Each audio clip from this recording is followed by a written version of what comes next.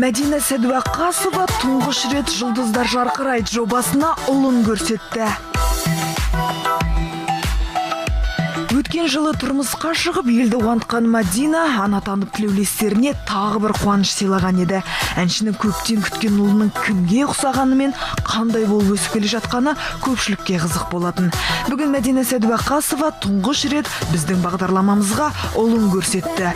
Бір жасқа толған Әнуардың мерекесін Олжас пен Мәдина атап өтіп, кішігірім той жасады. Негізі менің түскен отбасым тойлауды жақсы көрмейтініне көзім жетті. Өйткені олар менің үйлену тойынан шошып қалған ба, әлде осылай той жасаймыз деген кезде жымқыл үндемеді басында.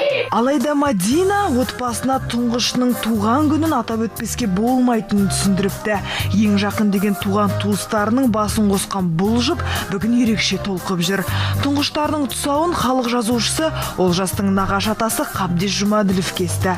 Бұған дейін халық әртісі Роза Қуанышқызы Әнуардың жолы ашық болсын деген тілекпен тұсауын кескен болатын.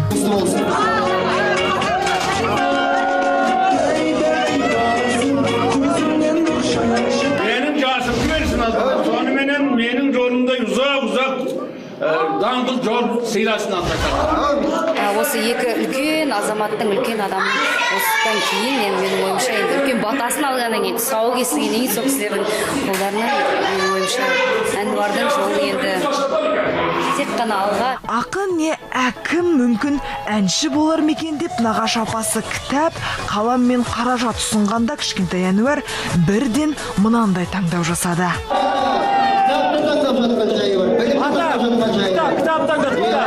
Әнуарды қуанышымен құттықтауға келген ата-апаларына Мәдина сәлем салып, ізеттілігін көрсетіп жатты. Ұлының кімге ұқсағанды сұрап қояды арасында. Анасының да, әкесінің де көптен күткен ұлына деген сүйіспеншілігіне қонақтар сүйсіне қарап отырды.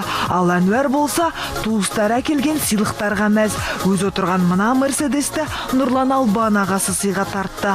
Ал Әнуардың кіндік шешесі ұлына Астанадан 2 бөлмелі пәтер сыйлаған. Бұл сыйлықтардың бастамасы ғана. Сыйлықтар келіп жатыр. Азамат сатып алды, батырлар эпосын алып келді.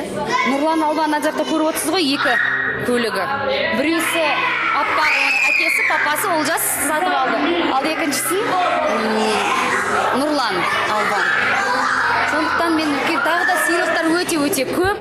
Әйтеуір астында аты болсын кәзішше, енді ат жалын тартынетін азамат кезінде бұдан да үлкен көптер сыйлауға ниет етіп жатырмыз. Ал шоу-бизнес жұлдыздарының тағы бір бөлігі пародист, актер Олжас Сыдықбектің тойын тойлады.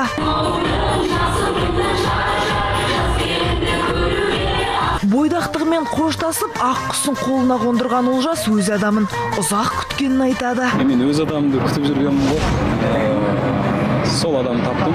Сол кезігу жағынан кешігіп келген шығар. Бірақ мен өз адамымды, өзімнің бақытын таптым деп ойлаймын. 2 жас Астанада тойда танысыпты. Олжас үшін үйреншікті сол той өміріндегі маңызды тойға алып келетін ол кезде әрине білмеген. Астанада, біз енді қазір Астанада тұрып жатқандықтан сондай бір салтанатты тойда қуанышта таныстық. Қай жердің тумасы? Ақмола облысынан, өзі де, мінезі де, қалағада барлық жағына маған ұнайды. Мен оны жақсы көремін. Келіннің бетін Рамазан Стамғазиев ашты. Ал тойда ақын талант Арғынғали басқарды. Ал Олжас жұмыс істейтін театрдың басшысы әріптесі Тұрсынбек Қабатов оның жақсы әке болатынына сенімді. Олжастан керемет әке шығады деп ойлаймын. Өйткені ол өте балажан, өз сабырлы, өз ақыл тоқтатқан, керемет екеуі де ақыл тоқтатқан енді жанды ғой. Сондықтан да олардан жақсы ата-ана шығатынына мен күмәнім жоқ. Олжас өзі жалпы адамгершілігі де жақсы. Осы залдың өзі байқап отырсаңыздар, кілең осы өнер адамдар лық толып отыр, өзінің беделі ғой. Ендеше Олжас мырзаға аттасы Олжас пен Мәдинаның жолын берсін дейміз. Шоу-бизнес өкілдерінің өзге жаңалықтары әдеттегідей келесі жұмада. Бүгінге осы.